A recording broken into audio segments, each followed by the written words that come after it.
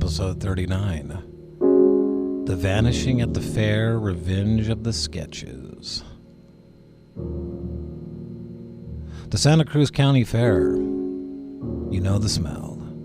Fried dough, diesel generators, kettle corn, and livestock all blending into one perfume nobody should bottle. It's a place built on ribbons and nostalgia. Kids clutch stuffed animals too big to fit in cars, and teenagers try not to get caught sneaking beers, and grown-ups pretend they're winning when the carnival games cheat them blind. But this year, the fair gave out more than prizes. It gave out a disappearance. Her disappearance. The woman in charge of the art exhibit.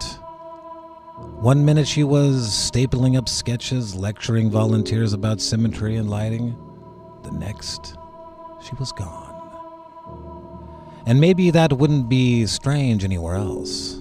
But here, at the fair, with what I saw later in that hall, yeah, it was strange. The whispers started right away. Some said she left in a huff. Others said she'd run off with a man. But me, I didn't buy it. I'd seen the way she talked to people, especially to Flinx. Flinx. Loyal Flight 1080 caller. Not a loudmouth. Not one of those red-faced regulars who scream at shadows. No, Flinx was steady. Mild-mannered. Always gave both sides a shot. Call in, lay out an idea, then pause to make sure he wasn't stepping on anyone. Even when his voice cracked with emotion, you couldn't accuse him of being cruel. He just wanted to be fair. And at the fair, the county fair, he'd entered his pencil sketches. They were simple things, not award winners, just honest lines on paper. Little pieces of thought he wanted the world to see. But she hadn't seen honesty. She'd seen weakness. She told him his work lacked depth. Amateur, she called it. Said it didn't belong on the wall. And she didn't whisper it either. She said it loud enough for the other artists to hear. Loud enough for the drawings to hear. And that's the part people forget. Drawings listen. You stare long enough into them and they stare back. They soak in what's said around them. Every insult, every dismissal, and they remember. The night she vanished, I walked that hall alone. The fairgrounds outside was dying down, kids crying for one more ride, generators coughing, the music bleeding out of tiny speakers. But inside, the air felt different. Heavy, cold, like the building itself was waiting for me. I looked at Flinx's sketches. I'd seen them before, but they weren't the same anymore. The lines had shifted, not by much, but enough. One portrait, one faceless, now had features. The mouth stretched wide, eyes bulging, a scream frozen in pencil. Not just a drawing of a scream, her scream. I leaned in closer, heart ticking faster than I liked. It was her, the art director, her face wrapped, warped, and her mouth wide open and coming out a soundless howl. Like Munch's scream, but more raw, more personal. Alive in its terror. Alive in its silence. And I swear as the fog outside pressed against the windows, I heard her too. Not loud, not clear. Just the faintest echo. Like someone yelling from inside of a wall.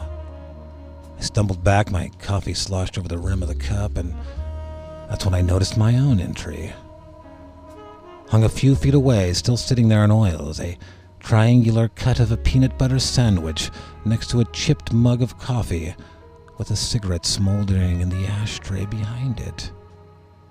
My life in still life. But it wasn't still anymore. In the corner, where I'd left only shadows, something shifted. I leaned in, and the brushstrokes had crawled, bent into shape. Her shape. Small, twisted, wrong. Her arms bent like legs, her head segmented. Not a woman now, but an insect. Her body curved into the outline of a beetle trying to crawl out of the paint. Her eyes, tiny and frantic, seemed to dart toward me, pleading. I blinked, and then the image was gone. Just shadow again. But the smell of ash and burnt tobacco was suddenly stronger. That's when I knew. It wasn't Flinx who wanted revenge. It was his sketches. They'd listened, they'd remembered, and they'd acted. The woman who judged his artwork, too shallow, was now trapped in its depths, her scream immortalized in graphite, her form warped inside oil and smoke. The fair didn't lose her. It displayed her. The officials will say she walked off, that she skipped town. That's easier than telling folks their county fair art exhibit eats people alive. But I know what I saw, and I know the truth. Once art learns to feed, it doesn't stop. Flinx's sketches sat quiet on the wall, content for now. But hunger has a way of returning, and the next insult, the next dismissal, the next careless word might just be your last. I left the hall with my cold cup of coffee, my cigarette down to the filter, and a thought that rattled like loose change in my pocket. Art doesn't just imitate life. Sometimes it punishes it.